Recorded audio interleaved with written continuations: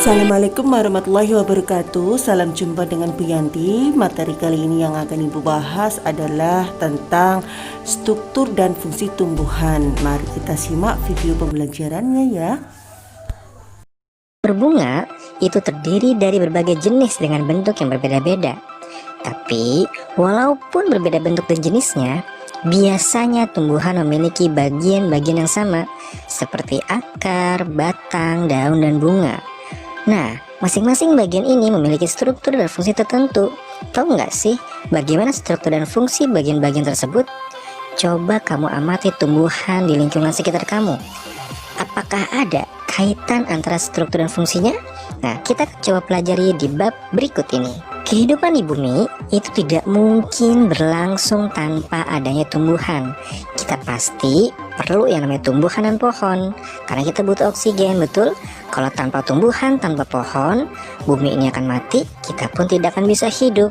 Nah, 90% tumbuhan-tumbuhan yang memenuhi bumi ini adalah tumbuhan berbunga. Tahu dong? Nah, kenapa sih tumbuhan berbunga menyebar begitu luas? Ini karena berhubungan dengan struktur tumbuhan berbunga dan fungsinya. Nah, beberapa struktur tumbuhan ini digunakan sebagai model atau ide dalam pengembangan teknologi. Nah, inilah yang akan kita pelajari bersama ya. Pertama, kita akan belajar struktur dan fungsi jaringan pada akar. Akar adalah bagian tubuh tumbuhan yang tumbuh di dalam tanah.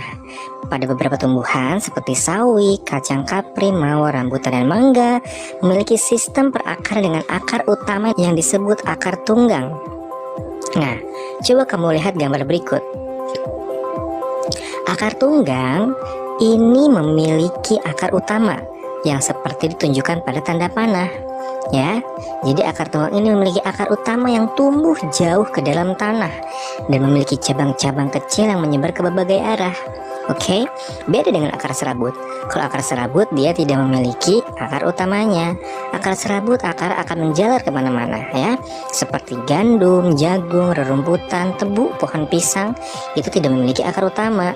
Jadi akar tumbuhan ini menyebar ke dalam tanah. Nah, perakaran ini tipe seperti ini namanya akar serabut yang tadi kakak bilang ya. Jadi kalau akar tunggang ada akar utamanya, kalau akar serabut tidak ada akar utamanya. Oke? Nah, contoh akar tunggang tuh ada pohon apa aja tuh.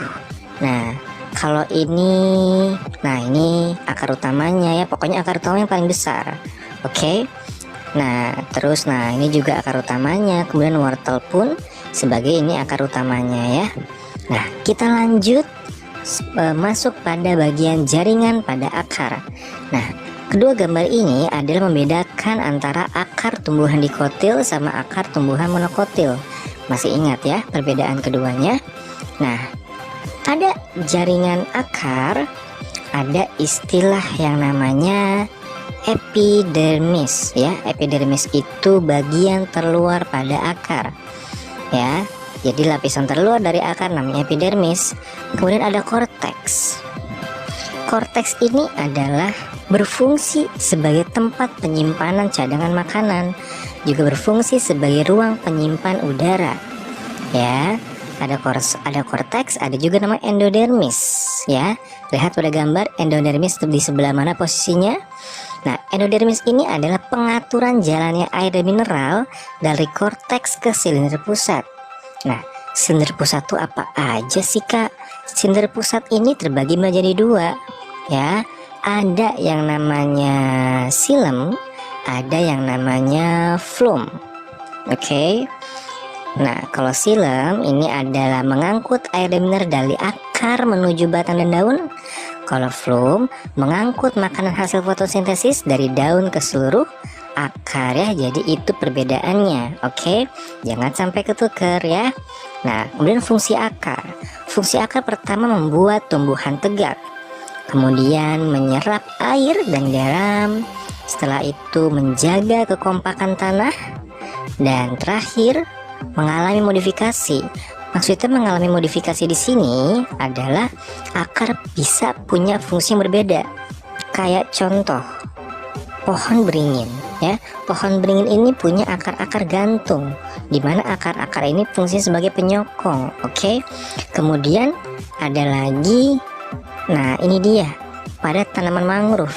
Ini sebagai fungsinya akar respirasi atau sebagai akar pernapasan.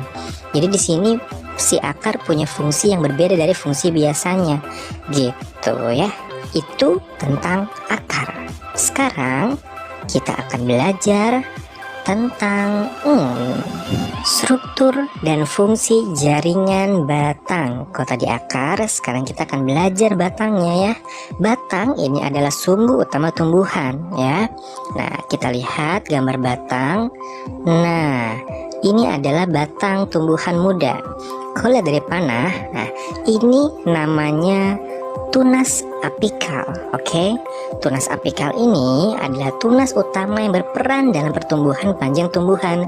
Jadi tunas ini nantinya bakal ada tumbuhan yang baru, gitu ya.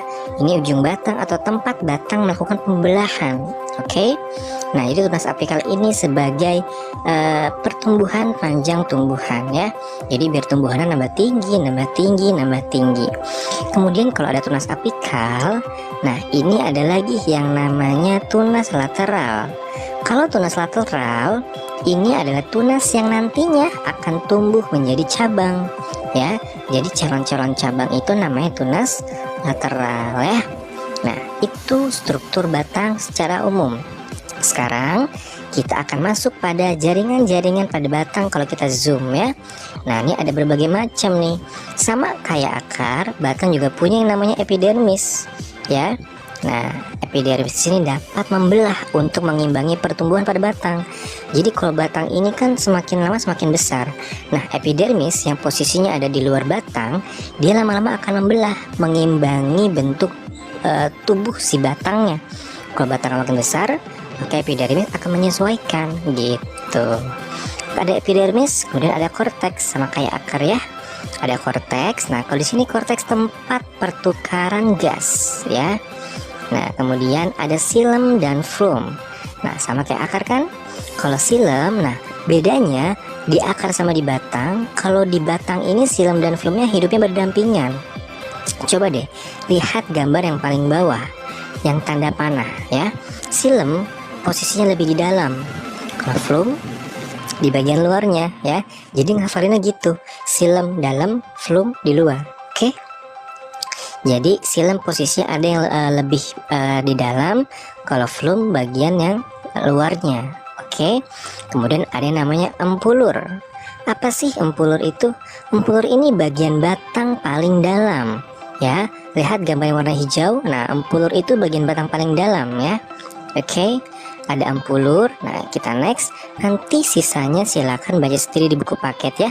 Di sini kan ada jari-jari empulur, ada kambium dan sebagainya. Itu sisanya silakan dibaca sendiri. Oke. Nah, kita akan lanjut pada fungsi batang ya. Ternyata batang punya fungsi nih. Pertama, sebagai tempat tumbuhnya daun, bunga dan buah. Kemudian tempat melekat dan tubuh bagi daun. Nah, kemudian menyediakan makanan bagi tumbuhan. Nah, terus 4, mendistribusikan air dan mineral dari akar, itu akar ya, salah ketik, akar, dari akar ke daun dan bunga. Nah, terakhir mendistribusikan hasil fotosintesis dari daun ke akar dan bagian tubuh lainnya. Ada lagi, mengalami modifikasi seperti akar ya. Batang juga mengalami modifikasi. Modifikasi seperti apa sih? Nah, coba lihat ini, kentang. Kentang ini kan umbi batang ya. Fungsi batang di sini sebagai tempat penyimpanan cadangan makanan. Betul? Karena kan kentang bisa dimakan ya. Nah, ada kentang, kemudian ada lagi yang namanya kaktus. Di sini ternyata batang pada kaktus sebagai tempat pembentukan makanan. Gitu. Jadi ternyata batang punya fungsi yang berbeda pada tumbuhan-tumbuhan tertentu. Seperti umbi batang atau kentang